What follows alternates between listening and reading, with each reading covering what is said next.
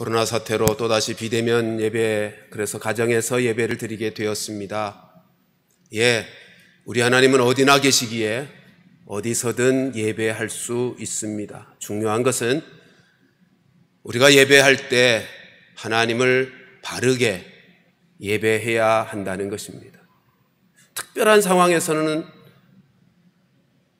어떤 자리에서든 어떤 모습에 어떤 순서를 가져든 하나님을 예배한다고 하는 것에 문제가 될 일은 없을 것입니다.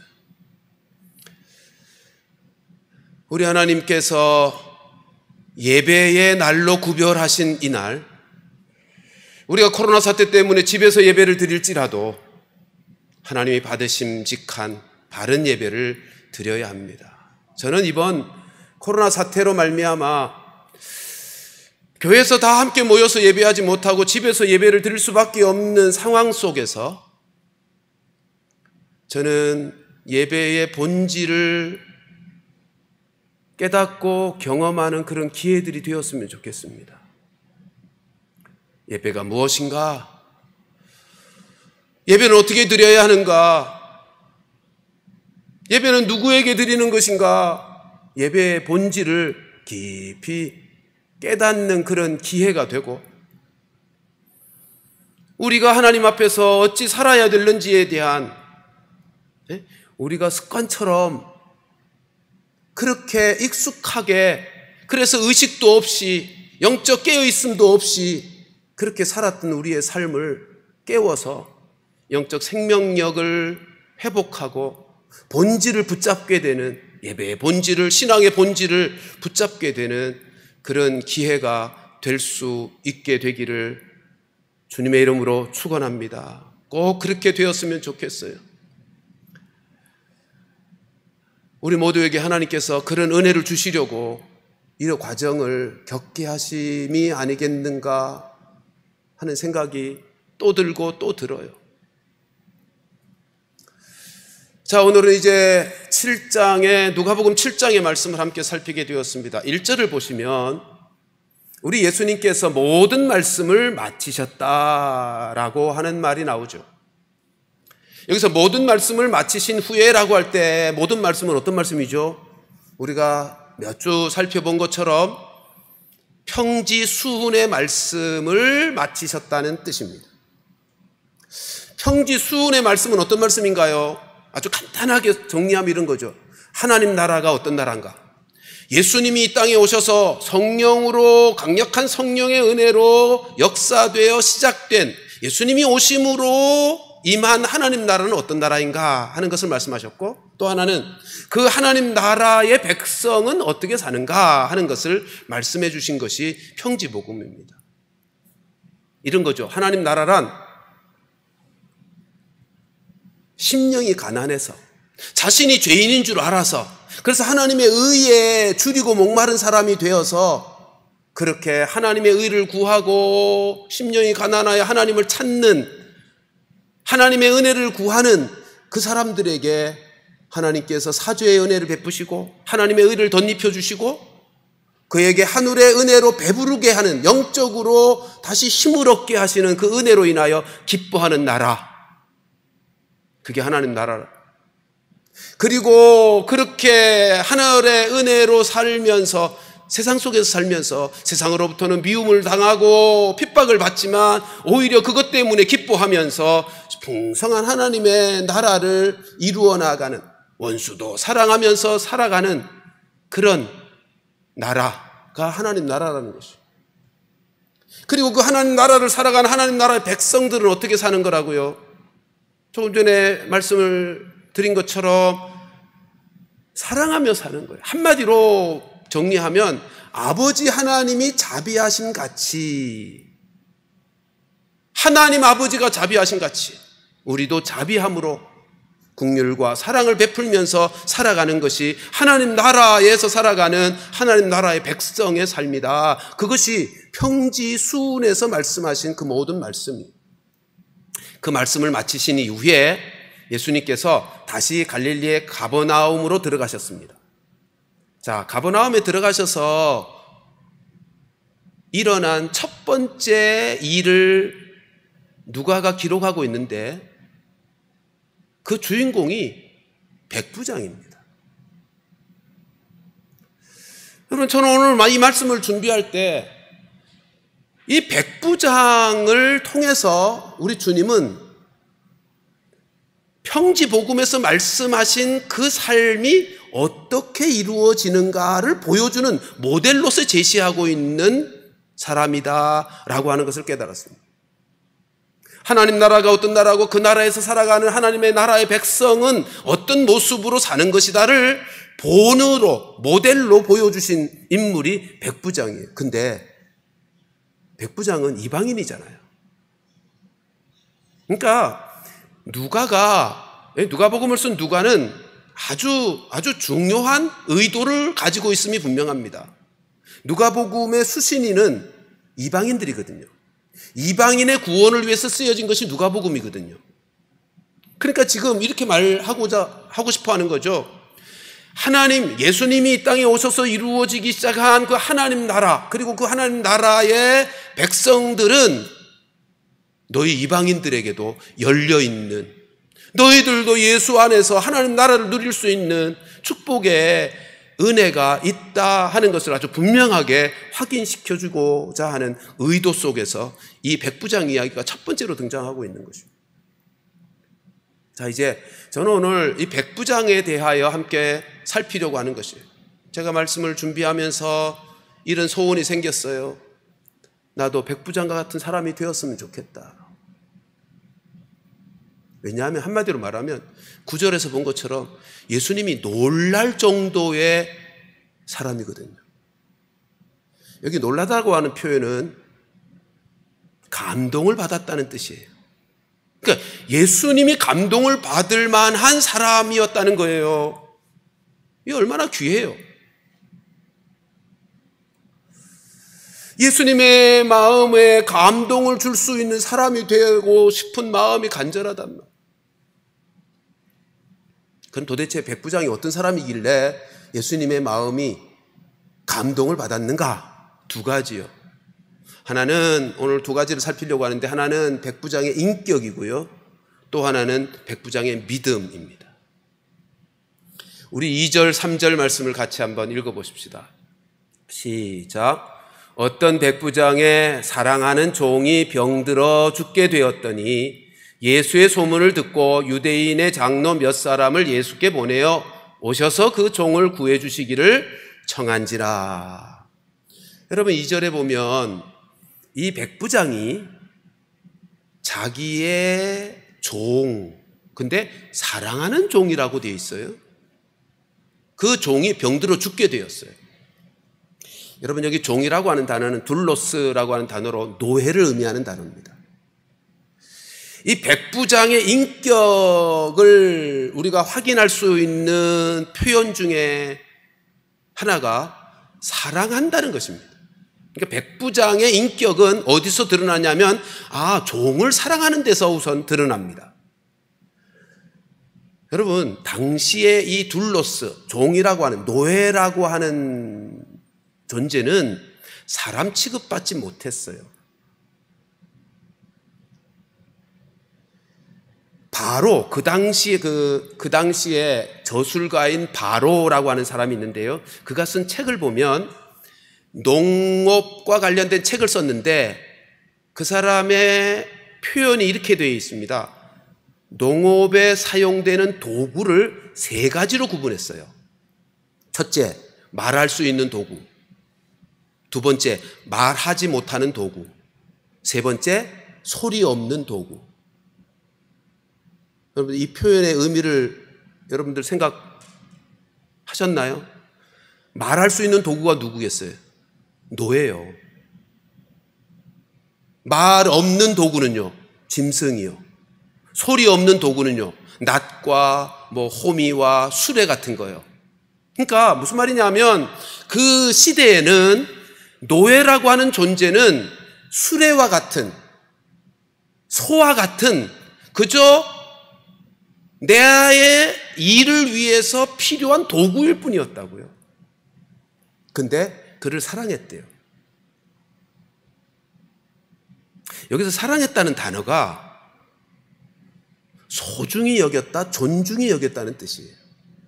아니, 그 시대에 노예라고 하면 도구, 물건일 뿐으로 취급받았던 시대인데 이 백부장은 자기 집에 있는 노예를 그 도구로 인식되어지는 시대 속에서 그를 소중히 여겼고 존중히 여겼대요. 인격자로. 근데 그 종이 어떻게 되었다고요? 병이 들었대. 그것도 죽을 병이 들었어요. 병들어 죽게 근데 마태복음에 가서 보면 이 병을 중풍병이라고 표현해 줬어요.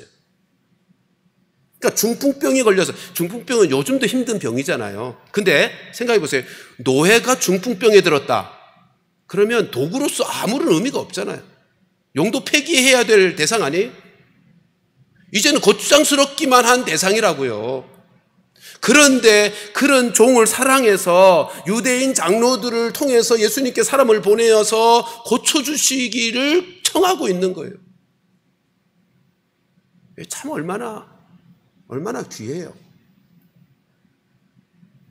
사람을 소중히 여기는, 그것도 노예인 그를 소중히 여기는 그의 인격이 얼마나 귀한가 합니다. 두 번째 그의 인격을 볼 수 있는 것은 그가 4절, 5절 이제 말씀을 넘어가서 보면 우리 3절 다시 한번 보고요. 장로 몇 사람을 지금 보내잖아요.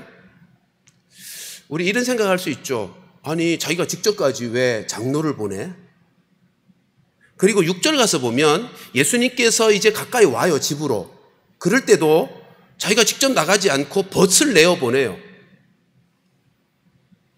아니, 자기가 사랑하는 종이 그렇게 병들어 낫게 되기를 소원했다면 자기가 직접 나가지 왜 사람, 유대인 장로를 보내고 벗을 내어 보내고 그랬을까?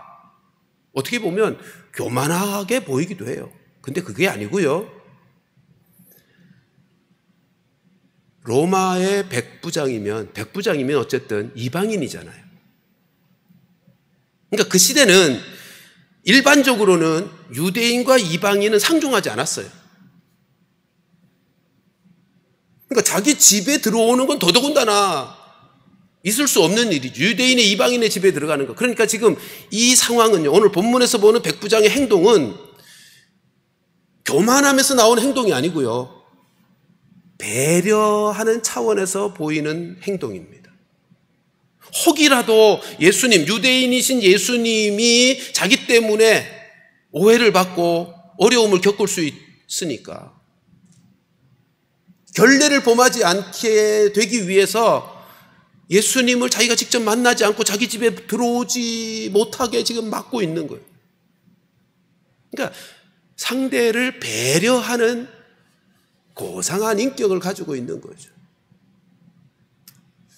사실은 더 분명한 이 백부장의 인격을 보면 4절, 5절 말씀입니다. 같이 한번 읽어보십시다. 시작. 이에 그들이 예수께 나와 간절히 구하여 이르되 이 일을 하시는 것이 이 사람에게는 합당하니이다. 이에 그들이 5절 시작. 왜냐하면 그가 우리 민족을 사랑하고 또한 우리를 위하여 회당을 지었나이다. 우리 4절 보시면 이 백부장이 보낸 유대인 장로들이 와서 하는 말이 뭐죠? 간절히 구했대요. 그러니까 백부장이 보내서 마지못해 지금 청하는 게 아니에요. 간절히 구하는 거예요. 마치 자기 일처럼. 그리고는 거기다 덧붙여지는 말이 뭐죠? 이 일을 하시는 것이 이 사람에게는 합당합니다. 이거는요, 백부장이 가서 전해달라고 입에 넣어준 말이 아니고 장로들 편에서 스스로 꺼내어 만든 말이에요. 그렇죠? 이 사람에게 이 청을 들어주는 것은 합당한 것입니다. 그러니까 이 유대인 장로들이 지금 심부름을 왔는데 억지로 온 게 아니에요. 마지못해 그의 권위 때문에 온 게 아니고 자기 일처럼 발벗고 나선 거예요, 지금. 그래서 간절히 청해요.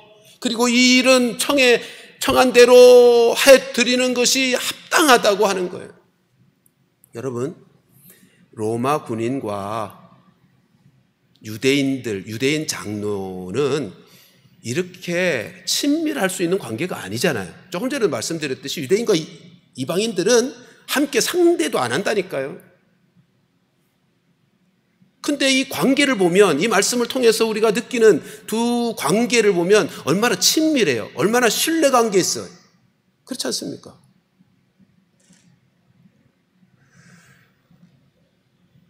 아마도 백부장과 유대인들의 관계라 이런 거잖아요. 식민지 지배 정복해가지고 지배 나라의 군 장교라고요, 백부장이면. 그러니까 얼마든지 유대인들을 멸시하고 무시할 수 있는 자리에 있어요. 그리고 유대인 편에서 보아도 이방인은 개돼지 취급하는 사람들이잖아요. 어쨌든. 그러니까 그들과 관계하고 싶지 않아 했을 것이 뻔한데, 지금 이 4절 말씀을 보면 백부장과 유대인 장로라고 하면 회당의 지도자들인 거예요. 이들 사이의 관계가 얼마나 친밀한가, 얼마나 신뢰관계에 있는가를 보게 되는 거죠. 그 이유를 5절에서 밝히고 있어요. 사실 원문에서는 왜냐하면이 있어요. 우리 성경에는 번역이 안 돼 있는데 왜냐하면이라는 가르라고 하는 단어가 있어요. 그 이유를 이렇게 말하죠. 그가 우리 민족을 사랑했습니다. 여기 사랑이라는 단어는요, 아가페라는 단어예요. 앞에 백부장이 자기의 종을 사랑했다라고 하는 단어, 사랑이라는 단어는 달라요. 그 2절에 나오는 자기 집의 종을 사랑했다는 단어는 엔티모스라고 하는 단어인데, 그건 소중히 여기다, 존중히 여기다라는 그런 의미의 단어고, 여기는 아가페라는 단어예요. 그 말은 무슨 말이죠? 백부장이 유대 민족을 사랑하는데 하나님의 사랑으로 사랑했다는 거예요. 아가페는 하나님의 사랑을 말하는 거거든요. 그러니까 유대 민족을 사랑할 때 어떤 정치적인 목적으로 사랑한 게 아니고 하나님의 사랑으로. 하나님의 사랑은 어떤 사랑이에요? 조건이 없는, 그리고 자기를 희생하는.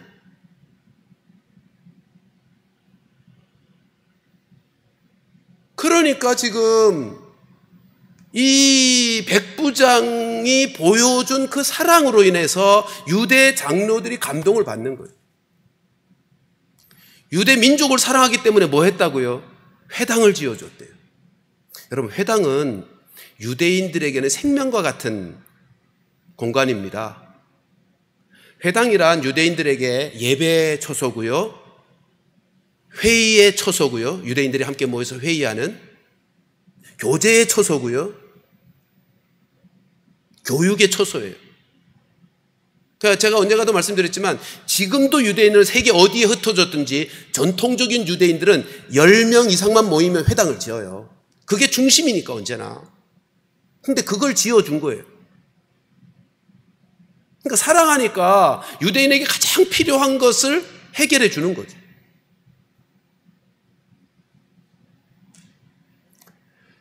우리는 여기서 도대체 이 백부장은 어떻게 그렇게 사랑할 수 있었을까?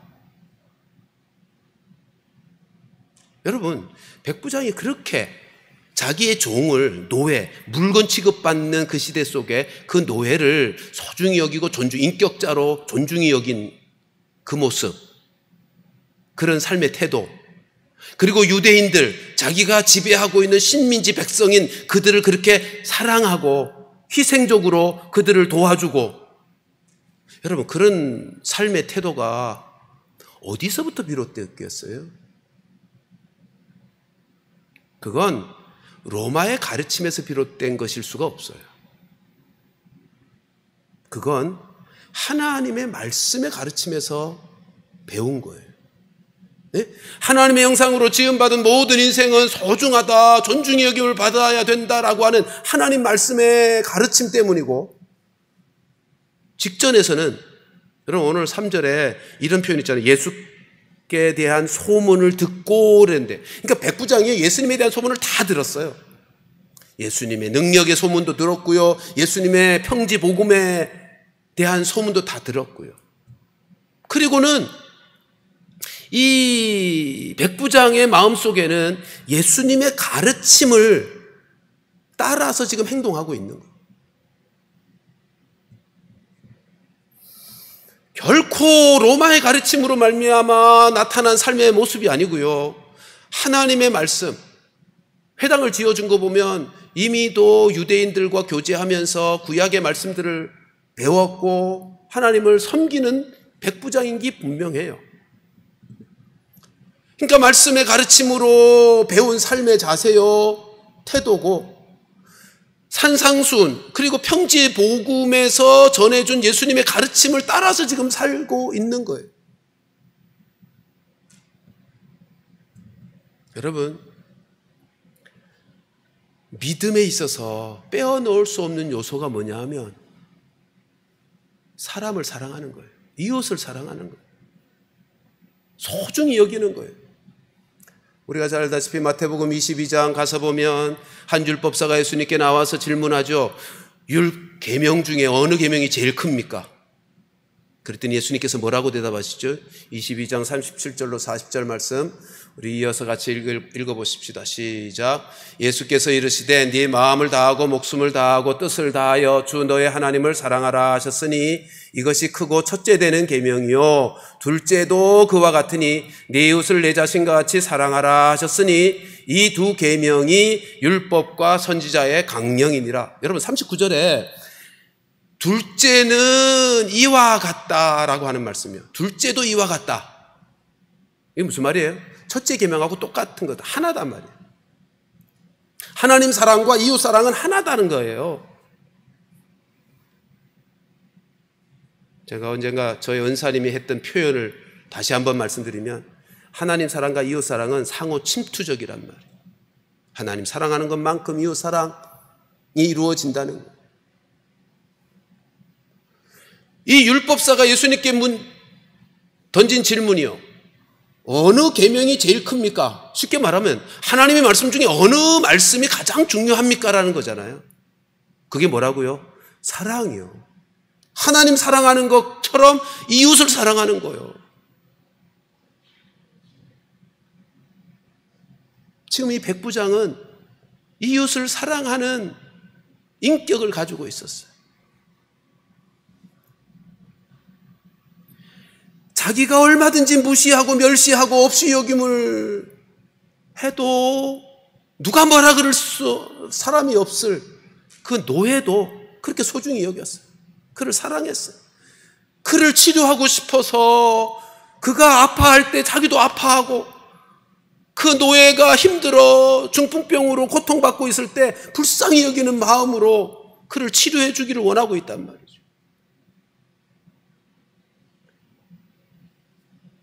여러분 우리가 살폈습니다만 야고보서 2장 1절에 이런 말씀 있죠. 내 형제들아 영광해 주고 우리 주 예수 그리스도에 대한 믿음을 너희가 가졌으니 사람을 차별하여 대하지 말라. 네? 믿음을 가졌으니 사람을 차별하여 대하지 말라.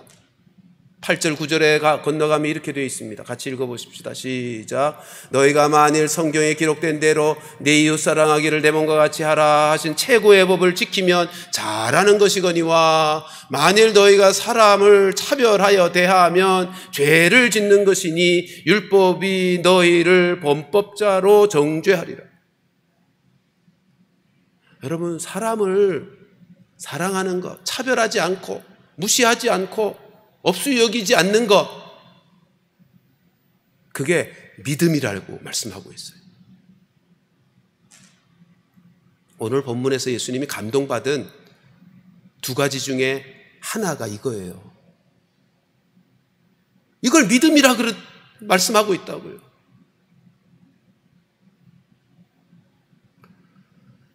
사랑하는 성도 여러분, 우리는 살아가면서 내 주변의 사람들에 대하여 어떻게 대하고 있습니까? 어떤 인격자로 관계하고 있습니까? 최고의 인격의 모습은 사랑하는 거예요. 이웃을 사랑하는 거예요.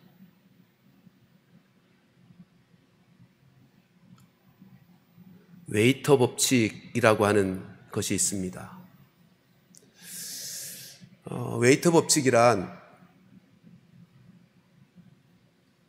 미국의 어떤 한 학자가 한 말에서 유래된 법칙인데요. 미국에 있는 CEO들 사이에서는 아주 널리 퍼져 있는 불문율과 같은 법칙입니다. 내용은 이런 거예요. 만일 누군가가 당신에게는 잘 대해주지만 웨이터에게는 거만하게 행동한다면 그 사람은 좋은 사람이 아니다라고 판별하라는 법칙입니다.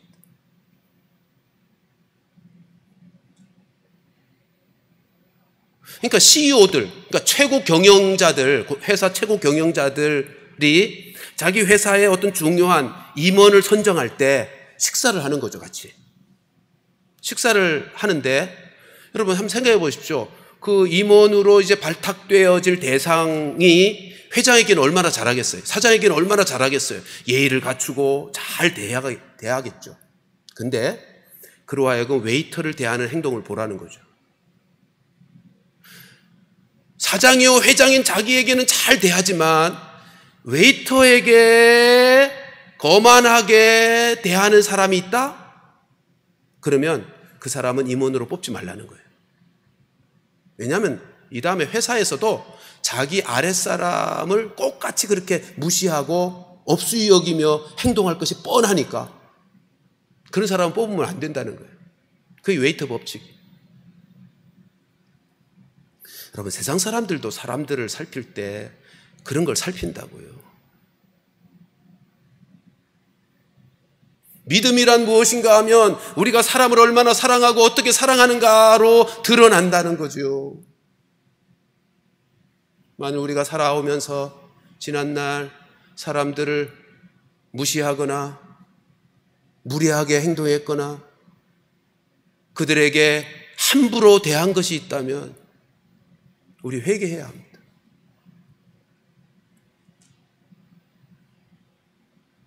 그게 믿음 없는 행동인 거예요.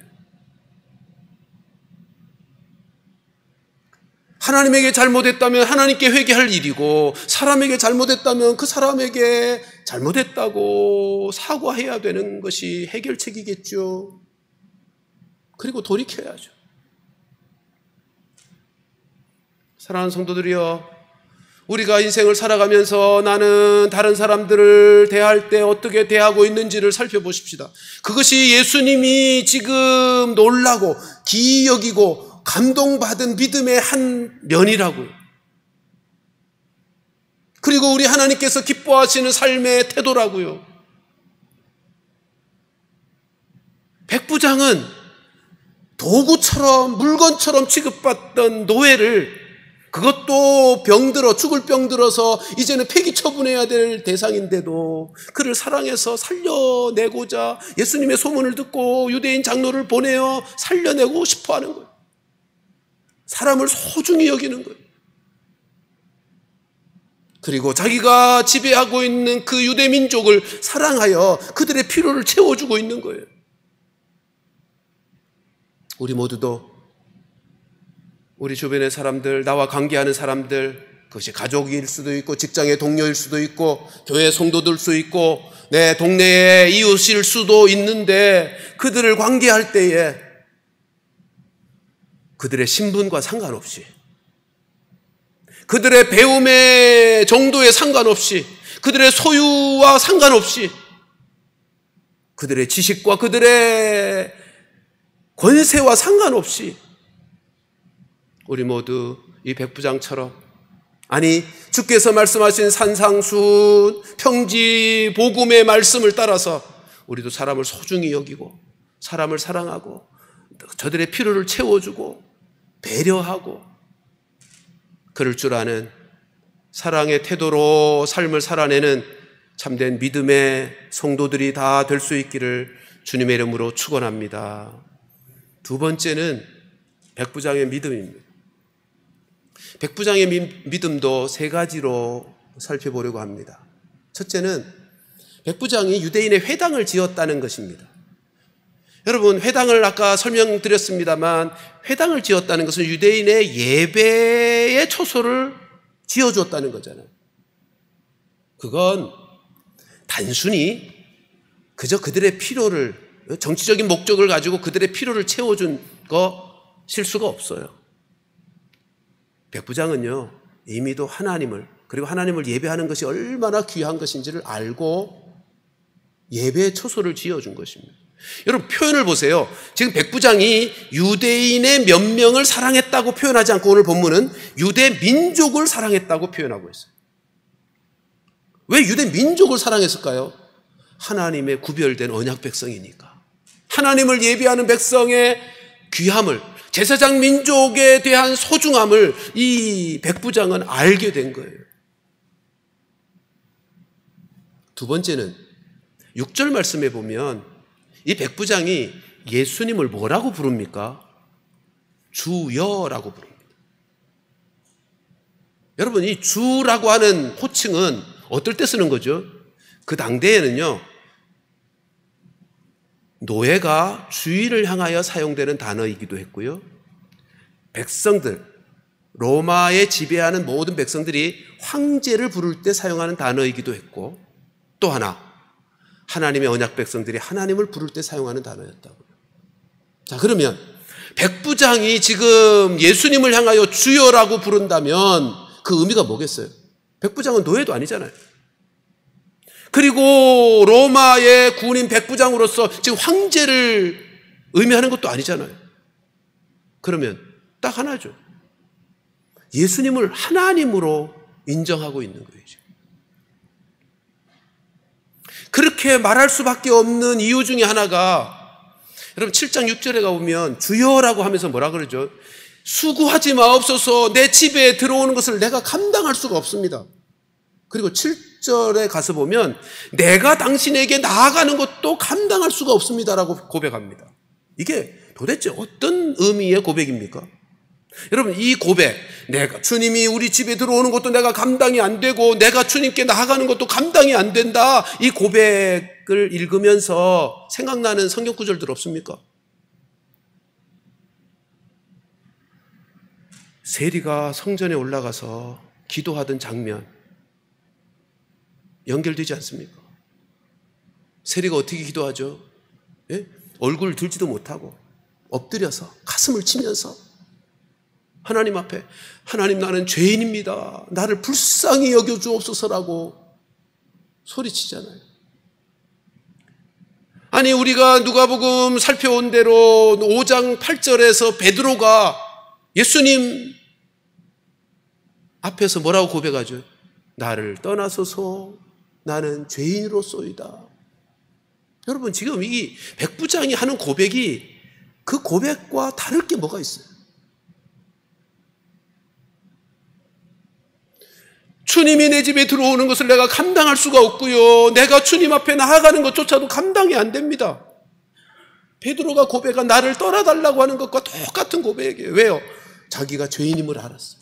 여러분, 지금 백부장이 예수님에 대한 소문을 다 들으면서 예수님이 구원자, 구약에서 말씀하시는 그 하나님이신 것을 백부장이 깨달은 거예요. 세 번째, 이 백부장의 믿음은 7절, 8절에서 가장 분명하게 드러납니다. 우리 본문 7절, 8절 말씀을 함께 보십시다.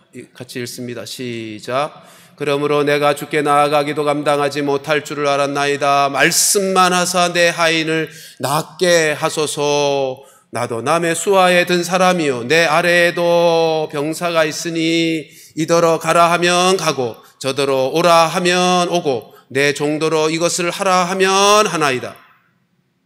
여러분, 7절 하반절 보세요. 지금 백부장이 뭐라 그러죠? 말씀만 하사 내 하인을 낫게 하소서라고 해요. 근데 여러분, 성경을 보시면 내 하인을 낫게 하소서 그 앞에 1번이라고 되어 있죠. 그래서 1번의 의미가 뭔지를 밑에 쭉 성경을 가보세요. 뭐라고 되어 있어요? 낫게 하실 줄을 믿는다고 되어 있어요. 그러니까 지금 이 백부장이요, 예수님에게 사람을 보내서 종을 치료해 달라고 부탁하면서 백부장은 말씀만 하면 낫게 될 것을 믿고 있는 거예요. 확신하고 있는 거예요. 그래서 이 본문에 마태복음 본문으로 가보면 마태복음 8장 8절에 하반절에 이렇게 되어 있습니다. 마태복음 8장 8절 하반절에 다만 말씀만 하옵소서 그러면 내 하인이 낫게 될 것입니다 라고 확신을 고백해요. 우리 누가복음에서도 밑에 이제 풋노트에 그렇게 해석을 해줬지만 여러분 지금 이 백부장은 예수님이 하나님이신 줄을 믿기 때문에 천지를 창조하신 온 우주를 다스리시는 하나님이심을 믿기 때문에 그의 절대 권위를 인정하고 말씀만 하시면 자기의 종의 병이 나을 것을 믿고 있다는 거예요.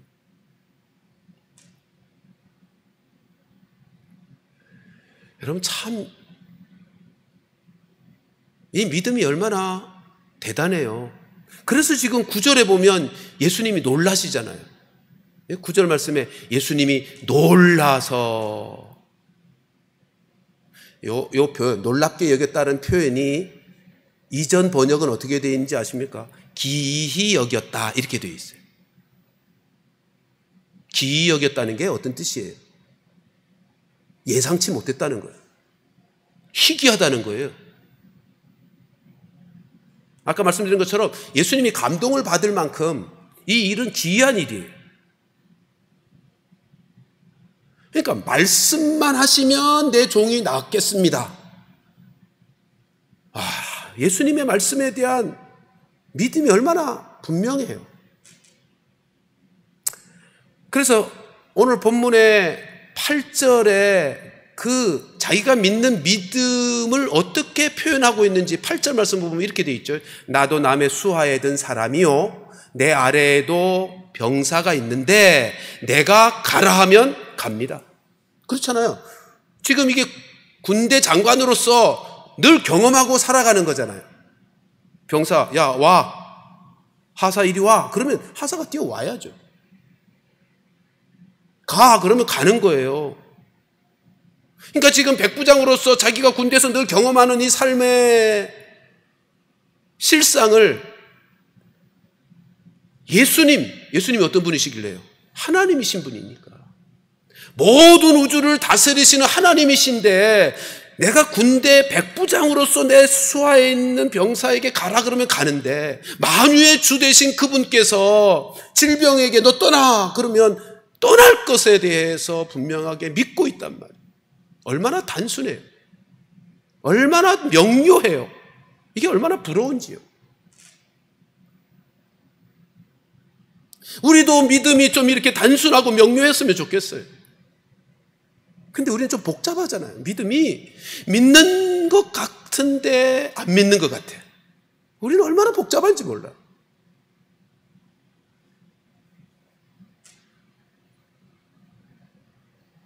지금 예수님께서 그의 믿음을 보시고 기이 여길 정도로 감동을 받았어요. 그리고는 뭐라고 말씀하시죠? 이스라엘 중에서도 이만한 사람을 본 적이 없다.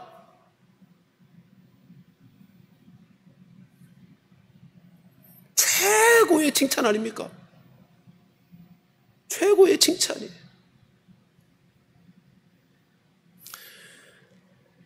여러분 믿음이 뭡니까? 우리가 믿는다고 하는데 믿음이 뭐죠? 뭘 믿어요?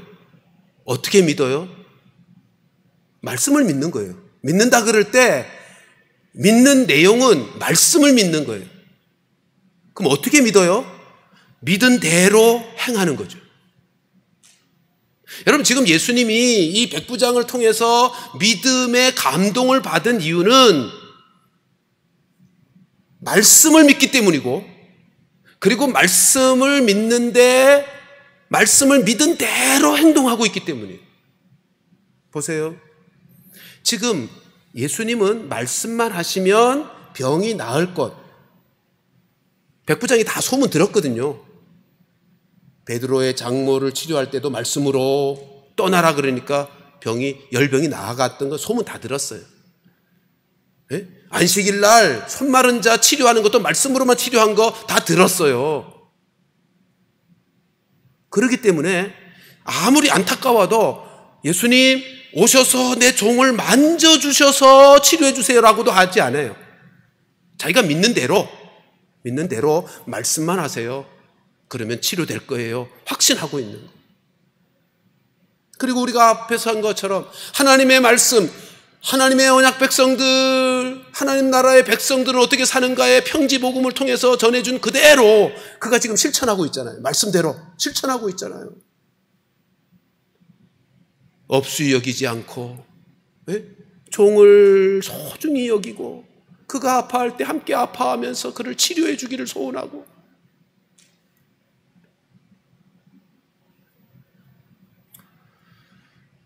사랑하는 성도들이여, 믿음으로 산다는 게 이렇게 사는 거예요. 말씀을 믿고 말씀대로 순종하고 그 말씀이 하라고 하는 것을 따라서 움직이고.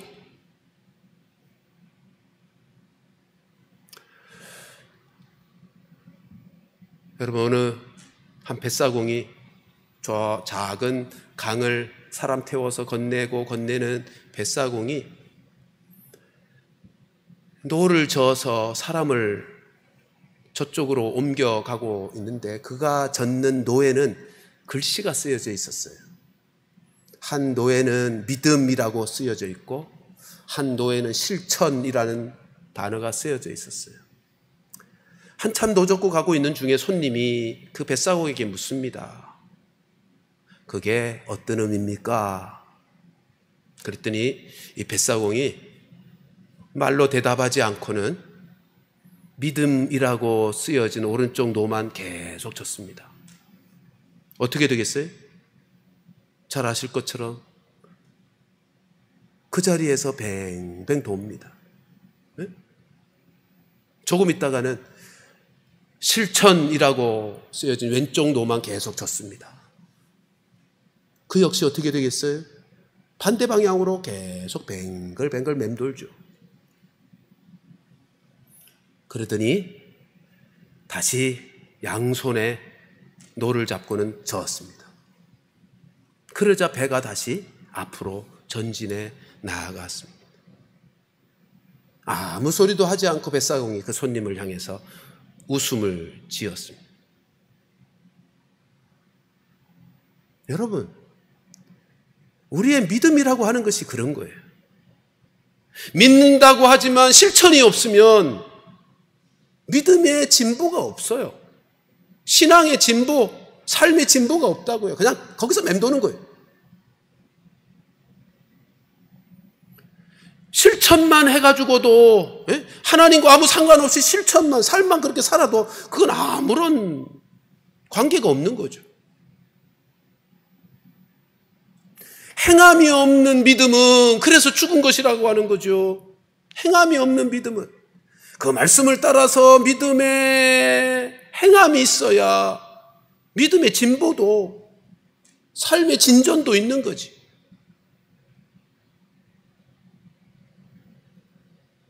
여러분, 지금 예수님께서 이 백부장으로 감동을 받고 놀라서 기이하다, 이만한 사람을 내가 만나본 적이 없다, 최고의 칭찬을 하시는 이유는 그가 믿었고요, 믿음대로 행하고 있기 때문인 것입니다. 사랑하는 성도들이여, 서두에서 말씀드린 것처럼 이 백부장은 하나님 나라가 어떤 나라고 하나님 나라에서 살아가는 하나님의 백성들을 어떻게 살아가는지에 대한 모델로서 우리에게 보여주고 있는 거예요. 두 가지요. 우리가 인격자가 되어야 돼요. 최고의 인격자는 사람을 사랑하는 거예요. 사람을 평지수훈에서 말씀하신 대로 원수까지도 사랑하며 나를 내어드려 희생하면서라도 그의 필요를 채워주고 긍휼히 여기는, 우리 아버지 하나님께서 긍휼히 여기듯 그렇게 긍휼히 여기며 나의 이웃, 나와 함께 살아가는 가족들도, 형제들도, 성도들도, 이웃들도 모두 그렇게 관계하는 인격자가 되는 것, 그게 믿음의, 예수님이 칭찬하고 놀랄 만한 감동받는 믿음의 모습 중에 하나라고. 그리고 두 번째는 말씀대로 믿는 거예요. 말씀만 하시면 될 것을, 그래서 말씀에 따라서 움직일 줄 아는, 실천할 줄 아는 믿음인 것입니다. 결과가 뭐죠? 결과를 보면 오늘 본문 10절에서 결과가 뭐라고 되어 있습니까? 이미 나았더라. 예수님이 말씀하실 때 이미 집에 가서 보니까 종이 나아 있었던 거예요. 이걸 마태복음 8장 13절에서는 이렇게 표현했습니다. 가라, 내 믿음대로 될지어다. 말씀만 하세요. 그러면 내 종이 낫겠나이다 라고 하는 이 귀한 감동적인 믿음의 사람들에게, 하나님의 말씀이면 그대로 될 줄을 알고 움직이는 이 사람들에게 주님이 주시는 말씀입니다. 네 믿음대로 될지어다. 사랑하는 성도들이여, 우리 모두 믿음의 사람들이 될 수 있기를 주님의 이름으로 축원합니다. 이 믿음에는 두 가지요. 사람을 대하여 사랑하며 살아가는 것, 그것이 예수님이 칭찬하고 인정하는 믿음이고요. 그게 말씀대로 살아가는 믿음이니까 사람을 없이 여기지 않고 그 어떤 이유로도 무시하거나 무례히 행치 아니하고 존중하고 소중히 여기고 배려하고 사랑하는 것. 그리고 또 하나는 하나님의 말씀을 믿기에 믿음으로 말씀에 반응하며 움직이며 살아가는 것. 우리 모두가 다 그렇게 믿음의 사람이 되어 정말 주님의 말씀대로 믿는 대로 되어지는 하나님의 은혜와 축복을 누리며 살아가는 성도들 되시기를 주님의 이름으로 축원합니다. 기도하겠습니다.